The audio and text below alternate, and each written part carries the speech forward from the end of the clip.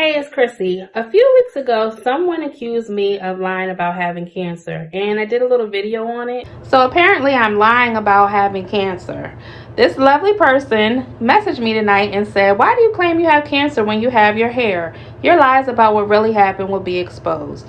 And y'all, I wish it was a lie. When they sent me that message, the first thing I thought was, why is someone trolling a cancer patient? The very next thought was, who would lie about having cancer?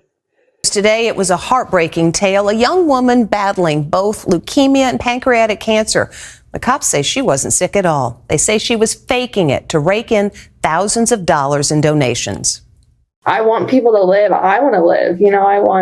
I want there to be a cure. That's Maddie Russo, a 19-year-old college student speaking about suffering from cancer. They found a mass on my pancreas, and I had stage 2 pancreatic cancer at just 19 years old. Then I found out about Maddie, okay? And I have done a deep dive into her story. As some of you know, I'm undergoing cancer treatment right now. I'm actually in the hospital right now, so I have plenty of time to talk about it, and I need something to kind of take up my time. So I'm doing this video to talk about what I found out about Maddie. First of all, her story is absolutely crazy. I don't know if you heard about it or not, but she got famous on TikTok for talking about her cancer journey, and she was doing news outlets, media outlets. She was going to cancer organizations, talking about her cancer story, and listen, she was faking the whole time. The first thing I want to say is I don't want to come across like I don't believe that people could never lie about having cancer. I do believe that that could happen.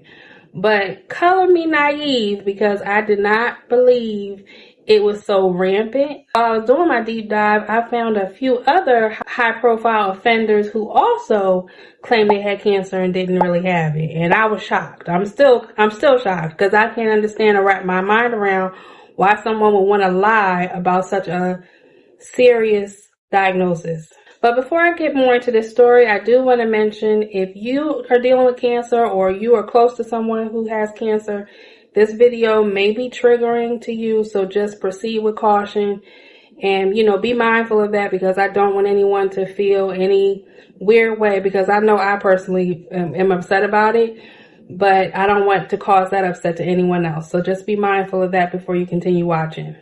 Maddie Russo kind of hopped on the scene in 2022, around February 2022. Came out and said at that time that she was just diagnosed with pancreatic cancer in January or February of that year.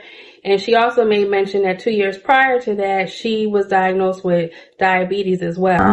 My oncologist, and they found a mass on my pancreas, and I had stage 2 pancreatic cancer at just 19 years old. Scared is an understatement. I was terrified, and I definitely still am. But I'm really glad I went to my yearly health check, because it would have been so easy to just skip it and say I'm fine.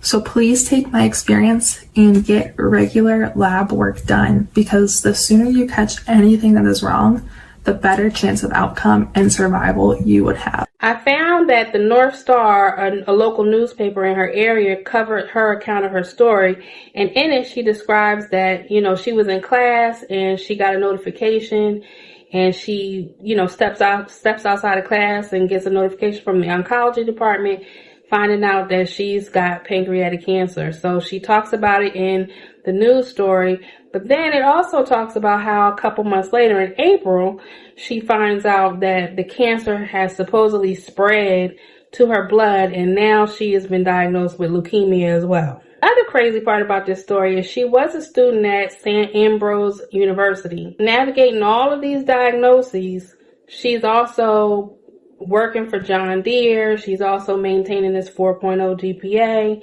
and she's golfing and doing all these activities while undergoing cancer treatments. She's sharing all about this on her social media, and it's almost like she wants to be this beacon of light or hope, because the tone in which she presents her story is like she's trying to help people, and it's really sick. And when I look at this story, I really can't wrap my mind around why someone would want to use something like cancer for manipulative reasons.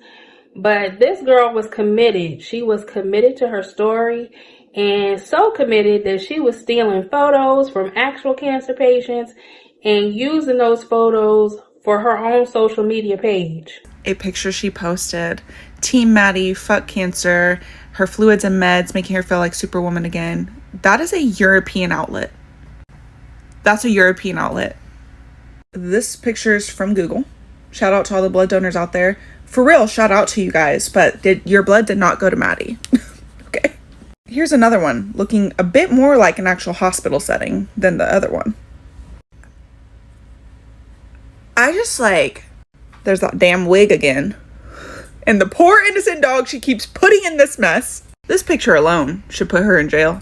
She took this picture, drained from chemo era. This was on her TikTok. Drained from chemo era. Somebody reverse image searched it or something and found an actual person with cancer. She literally stole this photo, hoping that nobody would ever know. So clearly there was no bottom to how low she was willing to go. But just when you think she can't get no lower, now she's stealing people's photos. She's got a picture of a girl who actually was going through cancer, going through chemo, a picture of the actual girl, and she used the picture as if it was her own picture. Like, this is how committed she was to her story. But just when you think it can't get any lower, here comes a GoFundMe. So a GoFundMe is created by this man named Tom Bouland. In it, he's talking about her journey and raising awareness for her fighting pancreatic cancer. Now, this GoFundMe goes on to raise over $37,000 by somewhere around 430 different people. So people and organizations were donating to this GoFundMe, and the whole time she's putting out content, she's putting out stories and pictures and videos about her journey and her chemo and her all the effects and side effects that she's experienced. Now, remember that Tom Bouland character, because I'm going to mention him again later in the video. So in addition to posting these videos and everything, updating the GoFundMe, she continues to double down by speaking at organizations that were focusing on pancreatic cancer research. And to show up to these events, surrounded by people who are truly suffering from pancreatic cancer. And you know in your bones that you don't have it. And basically cosplaying as a cancer patient with other cancer patients. Now let me go back to these pictures again, because the pictures are really the kind of thing that broke the straw that broke the camel's back. So she then goes on to post this picture where she's got this feeding tube and makeshift chest port, and that picture is when people really started to raise their eyebrows. And as my mother would say, the unmitigated gall, the nerve to do all of this and to be lying the whole time. Like, how do you, I don't understand how someone can go through their day-to-day existence and lie to such a degree. It's almost like I feel like she was believing her lies. I don't know, that's just my opinion. Like, I think she was lying so much, she actually got so much into character that she started to believe it herself. This feeding tube port picture really made people raise their eyebrows, and that's when certain medical professionals was like, hold on, that's not the tape that's used, that don't even look like a tube. How do you have a feeding tube connected to a chest port? The math ain't mathing. So people really started to say, hey, hold on, something is really wrong here. But I think she was so deep into this whole thing and committed to the GoFundMe, so she kept going on with her story. Maybe she felt a little nervous because reports say that healthcare workers and medical professionals started to reach out to the authorities to alert them to the fact that this girl was lying. The other thing that kind of came up for people that was a red flag were her talking about her hair. So she made posts talking about her hair and the fact that she still had long, straight hair. I've been taking these. I've noticed a huge difference with my hair too. So that's been another really great product I think that's helping. And then my last thing is I've been using Olaplex. So I've gotten into the Olaplex game. I've never used it, but I was like, I need something super, super good. So this is the Olaplex number 6 Bond Smoother. So it's a leave-in styling treatment and it adds moisture, strengthens, and reduces frizz. So I just after you get out of the shower on wet hair, and it's really made it like super strong and healthy, which also helps with Just your hair health. And when you're going through such harsh treatment, it's so important to take care of your Now, I do want to pause here and say that not all cancer patients who go through chemotherapy lose their hair. There are statistics that about 30% of people do not lose their hair. And I personally am a person who did not lose their hair during cancer treatment, and I was on chemotherapy. Not all chemotherapies affect your body the same way. So some people may lose their hair, some people's hair may thin, some people, don't lose their hair at all. Some people may lose like body hair, but not the hair on their head. There's many different variations to that. So that's just something I want to mention because I think it's a common misconception. But because it's so common to think that you're going to lose your hair, people did think it was a red flag that she continued to have this long hair. Now, the thing that I thought was really weird and sick was the fact that she was going online talking about these supplements she was taking, like biotin and stuff like that were supposedly helping her to keep and maintain her hair, which was a flat out lie. She never had any issue with hair because she didn't have cancer. So to promote products to a population of people who may be open to that, who may feel all kind of feelings about their hair, I mean, that's just beyond me. And it may seem like a vain thing to worry about your hair when you're dealing with cancer, but I know when I first got diagnosed 3 years ago, it did cross my mind that I was going to lose my hair, and that's before I found out more information about it and got more educated about it. So I just pray no one really took her seriously on that, because for her to be out here just floating blatant lies as if that's what she was going through is just on a whole nother level for me. But I think the sickest thing I found out about this on my deep dive was she actually befriended a cancer patient, like a close cancer patient who was going through cancer, and she made posts talking about how she had a relationship with her. Unfortunately, this friend passed away and succumbed to cancer. And she even posted after her passing and talking about how they would talk every day and how close she felt to her. And it really, to me, it was just like another way of her trying to get more attention and clout. I think the most appalling, infuriating, disgusting part about all of this is that she befriended this girl, Charlie, who was actually suffering from cancer and ultimately passed away. And Maddie dedicated this post to Charlie after she passed, saying that she and Charlie would text each other daily about all the ups and downs of our battles with cancer. Charlie had been battling Ewing sarcoma, which is a bone cancer, since she was 8 years old. She had beat it once, but then it came back in her bones, and at that point, there was no more that doctors could do, and she ultimately succumbed to that cancer. So the fact that this girl acted like she had cancer, acted like she could relate to Charlie's plight, I cannot grasp that in my brain. How did she sleep at night? Every time she placed a piece of tape on her skin, knowing that none of it was actually doing anything, how did you not think this is wrong? Showed another level of using cancer patients, just like the stolen photos of cancer patients going through different treatments. She was even talking to people, talking and befriending people who were actually going through active cancer treatment and making it seem like, confiding in them and talking about her journey. But I think that was also her way of trying to siphon off more information and make herself more believable in trying to portray herself as a cancer patient. That's just my personal feeling. I think she was probably listening to this girl talking about her, experiences and flipping that into her stuff to make her stuff more relatable and seemingly more real, which, again, is just sick. It's plain old sick. And it really speaks to a pattern that she has of using people, cancer patients, cancer stories, cancer pictures, for her own advantage. And even she spoke at a foundation called the OHL Foundation, and they came out and said a statement saying, they found out that money that they donated was being used in a fraudulent manner. But she was actually speaking at organizations and posturing herself as a cancer patient.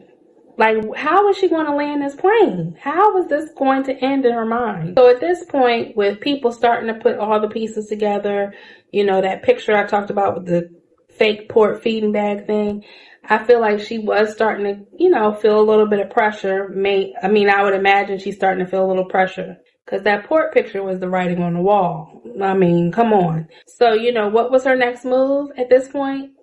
What do you think she did? She doubled down and she comes out with another cancer story. This time, she has found a football-sized tumor on her spine and it's wrapped around her spine. Last week that a football-sized tumor is attached to her spine. She's trying to make sense of what is going on. A football-sized tumor on your spine?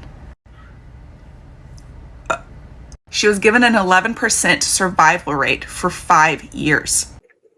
And, she updates the GoFundMe page talking about how, she's going to try this clinical drug and, this tumor they found, and she's going to keep up the fight, but the cancer spread all throughout her body. And so she doubles down. Now, this post was, I believe, from my research, posted on January 9th of 2023. And I guess that was her last ditch effort to try to get more credibility for her story, but it didn't work. People weren't buying it, and medical professionals were already talking to law enforcement about the discrepancies. So by later on that month, I think January 23rd, she was arrested at school outside her classroom, and they arrested her for committing fraud, basically. Now, interestingly, she gets arrested and posts bond within like 24 hours. She was given a $10,000 bond. And who bails her out? Allegedly, Tom Bouland, the same person who organized the GoFundMe for her. So I did a little snooping online to see who this Tom Bouland character was. And allegedly, he and her may have been connected romantically. Hours after her arrest, Madison was bailed out with a $10,000 cash bond by one Thomas Bouland. Does that name ring any bells? It should. After all, this was the same Thomas Bouland who had organized the GoFundMe on Madison's behalf. So what was this older man's connection to the teenager? According to an anonymous message sent to Bobby Smurdy, a TikTok account that's become an archive for Maddie's now deleted social media posts, Maddie and Tom had been involved in a romantic entanglement for the past 3 years. And which, to me, makes me think he may have been in on this whole thing from the beginning. Because if you with somebody romantically and they're going through cancer, you're going to know. You're going to know that they're actively going through cancer because they've got to go to so many medical appointments. They're going to be busy with that. They're going to be having, side effects, maybe vomiting, definitely fatigue. So I just think it's generally hard for someone to hide from their significant other or significant romantic partner that they're going through cancer. So I kind of feel like he may have been more involved. Just allegedly, my little thoughts on that. Now, when she was arrested, the police did go to her place of residence and seize some items. They seized a brand new Kia Sportage, some medical equipment. Apparently, she had some cotton balls inside of the feeding bag and an IV drip. And she also had some medication for nausea that was prescribed to a relative. 25 items were taken by Eldridge police, including a brown paper bag with medical supplies, a wig, journals, a laptop, pills belonging to a family member for nausea, folders with bank statements, and her vehicle. So after this was going on, at first she did try to kind of finagle out of it. She tried to plead not guilty. So she was definitely trying to find a way out of the mess that she had created. That quickly shifted in a matter of weeks or months into a plea deal. And since her arrest, she has had her day in court. I believe it was in late October of this year that she was in court. And this is what she said. People have made speculation as to why I did this and how somebody who looked like they had everything together could have such a mess. I didn't do this for money or greed. I didn't do this for attention. I did this in an attempt to try and get my family back together.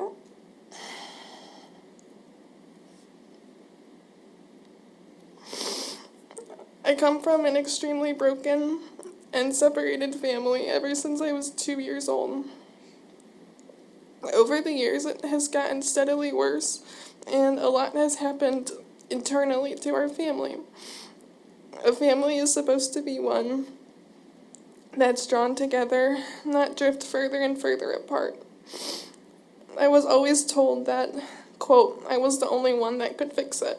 And I have tried for years. And I kept pulling for everybody to be a normal, functioning, loving, supportive family.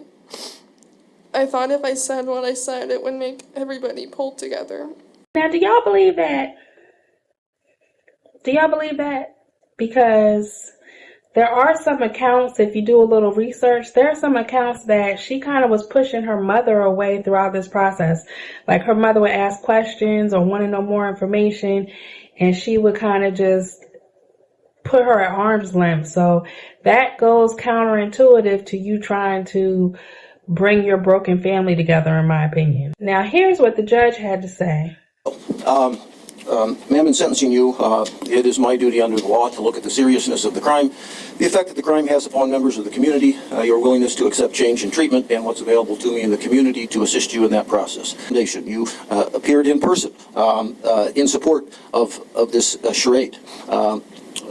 This issue came to light when in January 11, 2023, 3 medical professionals reported medical inconsistencies in your story to the Eldridge Police Department. The Eldridge Police Department worked extensively with those medical professionals to discover inconsistencies with your story having happened. But to not, over a course of a year, to continue that charade and to actively promote it, not just remaining silent, but actively promoting on social media and through personal appearances, promoting yourself as a person with cancer.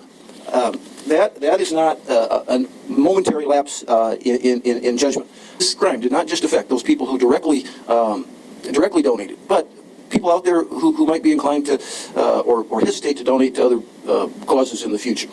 So for those reasons, I am not comfortable and will not grant a deferred judgment. Pursuant to the defendant's plea of guilty to the crime of theft in the first degree in violation of Iowa Code Section 714.11, 2 or 3, and 714 and 702.91, and pursuant to Section 902.3 and 902.9 of the Code, it is the judgment and sentence of the court that you be committed to the custody of the Iowa Department of Corrections for an indeterminate term of incarceration not to exceed 10 years, and you shall pay a fine of $1,370, which is not suspended. So she did get out of going to jail or having to serve time in jail, and she was given a reduced probationary period. But she does have to pay restitution of the amount that she got from the GoFundMe, plus I believe a small fine of $1,700 or something like that, the judge said. So I do think some minor justice may have happened. You know, some people may think it's just a slap on the wrist. I think it's a little more than just a slap on the wrist, even though she didn't get any jail time. As a cancer patient myself, I will say I'm completely mind blown that she went to such greater heights with this story and just was, weaving this tale constantly. To me, it makes it harder for people like me and other cancer patients around the world who could use well-meaning support. And I have had support, and I'm so very thankful. And even at the beginning of this video, even though I had to deal with some troll trying to tell me that I was lying about cancer because I had hair, that's few and far between, so I don't have to deal with that. But cases like this, where people lie, is what make people give people who are actually really going through stuff, they get the side eye sometimes, or people think they're lying or assuming they're lying because what if they're, running a scam, or what if they're doing this for some other reason that's manipulative. So what do y'all think about this Maddie Russo story? What do you think about her reasoning for coming up with the lie? I'd love to know what you think in the comments below. Let's please keep it peaceful. I want to thank you for watching. Please leave a like on this video because it does help the almighty algorithm. Okay? So I would appreciate if you like the video, leave a comment, and consider subscribing to my channel. We have a little fun over here from time to time, and I share more about my own personal journey as well. So thanks for watching, and I'll see you in the next video. Bye.